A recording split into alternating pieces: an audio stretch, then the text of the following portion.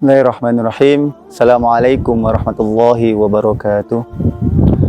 Alhamdulillahilladzi anzalal Qur'an fi syahri Ramadan hudal linnas wa hudal lil muttaqin. Asyhadu an la ilaha illallah wa asyhadu anna Muhammadan abduhu wa rasuluh la nabiyya ba'da wa la rasulah. Sahabat Maqdis dimanapun berada, alhamdulillah kita telah memasuki bulan yang mulia, memasuki bulan yang penuh kenikmatan, khususnya bagi kita orang-orang beriman. Karena di bulan ini Allah telah menjadikan kita orang-orang beriman untuk senantiasa semangat dalam beribadah. Dan juga tentunya salah satu keistimewaan bulan ini adalah syahrul Ramadan alladzi unzila fihil Qur'an. Bahwa bulan ini diturunkannya Al-Qur'an. Bulan di mana Al-Qur'an sangat semarak untuk didengungkan, untuk dibacakan, dan untuk ditadaburi. Maka beruntunglah kita yang bisa memasuki bulan ini dengan penuh keimanan. Karena kita ketahui bahwa Al-Quran ini telah terbukti menjadikan sekian banyak hal, sekian banyak makhluk menjadi mulia. Kita ketahui bahwa makhluk yang Allah kirim untuk membawa Al-Quran dari Allah langsung untuk manusia, Rasulullah, yakni malaikat Jibril, menjadi sangat mulia. Kenapa? Karena membawa Al-Quranul Karim. Dan juga manusia yang pertama kali menerimanya juga sangat mulia, yaitu Rasulullah Muhammad Sallallahu Alaihi Wasallam. Dan kita juga mengetahui bagaimana malam Lailatul Qadar, malam yang begitu agung, yang di dalamnya terdapat 1000 bulan kebaikan. Maka sahabat Maqdis yang dirahmati Allah, perlu kita merenungkan kembali di waktu-waktu Ramadan ini, sudah sebatas mana kita berinteraksi dengan Al-Quran. Maka perlu kita melirik lebih dalam, bagaimana dengan Al-Quran ini kita berinteraksi sehingga kita bisa dimuliakan seperti mereka. Mari kita ulas sejenak beberapa kisah yang menghantarkan keyakinan hati kita semua, betapa Al-Quran ini menjadikan kita menjadi mulia seluruhnya. Mari kita tengok sejenak bagaimana seorang anak hamba sahaya yang dikenal sebagai Ibnu Ummi Abd atau anaknya budak perempuan, yakni yang bernama Abdullah bin Mas'ud. Kita ketahui bahwa sebelum beliau memeluk Islam, beliau hanyalah seorang penggembala kambing orang-orang Quraisy. Maka dari situ kita lihat bagaimana kemuliaan Quran ini membawa Abdullah bin Mas'ud yang ketika itu beliau masuk Islam dengan perantara Rasulullah Shallallahu Alaihi Wasallam ketika berada di Mekah.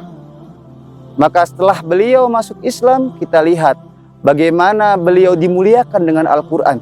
Hingga di akhirnya Rasulullah menyampaikan sebuah hadis yang begitu menakjubkan, yakni khudhul Quran min arba'ah.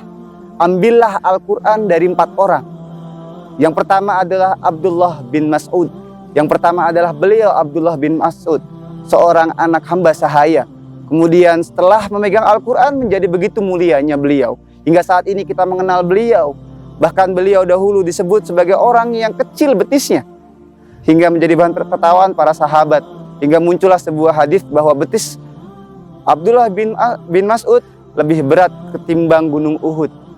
Maka tidak lain itu karena Abdullah bin Mas'ud memegang Al-Quranul Karim. Kemudian kita turun sedikit, ada di masa Khalifah Umar bin Khattab juga terjadi sebuah kejadian yang begitu besar, yakni saat beliau menjadi khalifah, beliau meminta Nafi' menjadi gubernur di Mekah. Maka suatu ketika Umar bin Khattab mengadakan sebuah perjalanan, dan di Usfan, sebuah kota, beliau bertemu dengan Nafi ini. Dan beliau bertanya kepada Nafi, "Man ista'malta ala ahdil wadi?" Umar bertanya kepada Nafi ini, "Siapa yang engkau pilih untuk menggantikanmu di Mekah?" Maka Nafi menyampaikan, "Ista'maltu Ibnu Abza." Saya mencari ganti dari Ibnu Abza. Siapa itu Ibnu Abza? Karena memang bukan orang terkenal. Kenapa? Karena beliau merupakan maula min mawalina. Jawab An-Nafi, beliau adalah budak dari budak-budak kami dahulu. Kemudian Umar heran, kenapa engkau memilih Ibnu Abza? Beliau hanya seorang budak. Maka An-Nafi menjawab, karena beliau ahlul Quran dan juga beliau ahlul faraid. Maka Umar bin Khattab menyampaikan sebuah hadis yang begitu menakjubkan yang beliau riwayatkan dari Rasulullah SAW. Inna Allah Ta'ala yarfa'u bihadzal kitab aqwaman wa yadhu biha akharin. Sungguh kitab ini akan mengangkat derajat sebuah kaum dan juga akan merendahkan sebuah kaum yang lain. Maka dari sini kita sudah yakin bahwa Al-Quran ini akan memuliakan siapa saja yang berinteraksi dengan Al-Quranul Karim. Maka keyakinan kita ini semakin kokoh. Dan semoga di bulan Ramadan ini semakin tinggi kita untuk berinteraksi dengan Al-Quranul Karim. Maka pertanyaan selanjutnya adalah, bagaimana kita bisa dimuliakan melalui Al-Quran ini? Disitulah yang harus kita renungkan lebih dalam, sahabat Maqdis yang dirahmati Allah Subhanahu wa Ta'ala.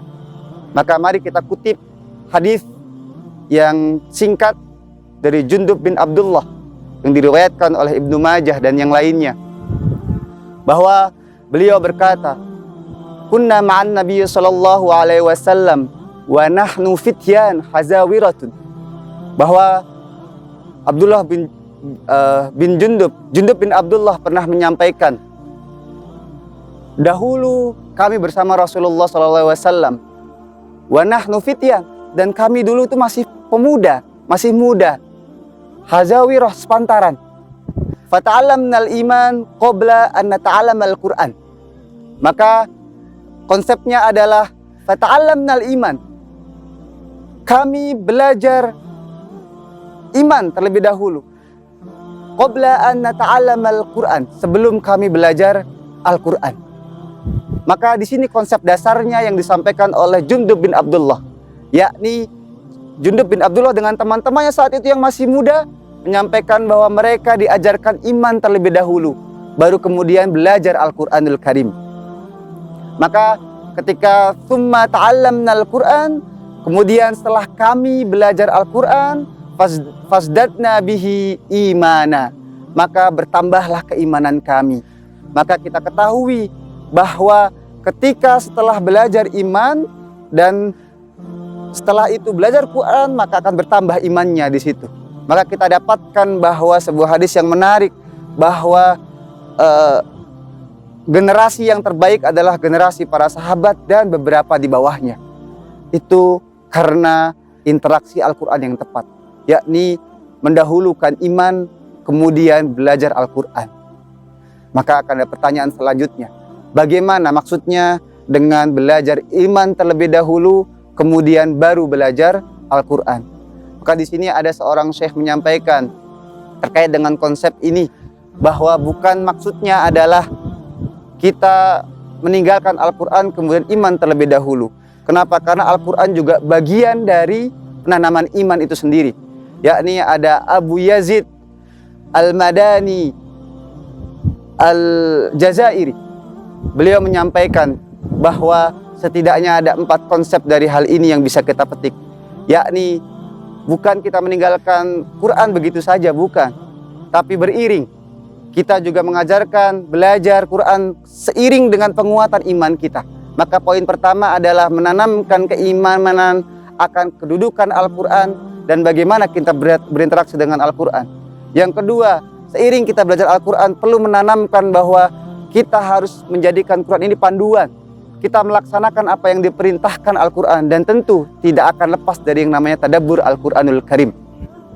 Maka dari 2 konsep ini saja kita sudah bisa mendapatkan bahwa perlunya kita mengiringi pembelajaran Quran diri kita sendiri dan juga orang-orang yang kita sayangi, khususnya nanti anak didik kita atau anak-anak kita.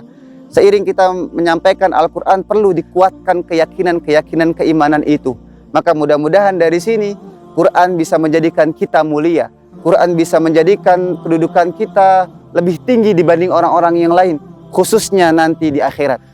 Seperti sebuah hadis yang disampaikan, Iqra wartaqi warattil kama kunta turattil fid dunya. Maka bacalah dan naiklah. Mudah-mudahan dengan kita beriring belajar Quran dengan iman ini, seiring juga kedudukan kita menjadi mulia, khususnya di hadapan Allah Subhanahu wa Ta'ala. Mudah-mudahan menjadi semangat kita di Ramadan ini untuk memiliki target-target besar bersama Al-Quran, dan tentunya untuk melanjutkan aktivitas setelah Ramadan ini. Khairul kalam, Rabbana atina fid dunya hasanah wa fil akhirati hasanah wa qina adzabannar. Allahumma ij'alna min ahlil Qur'an. Assalamualaikum warahmatullahi wabarakatuh.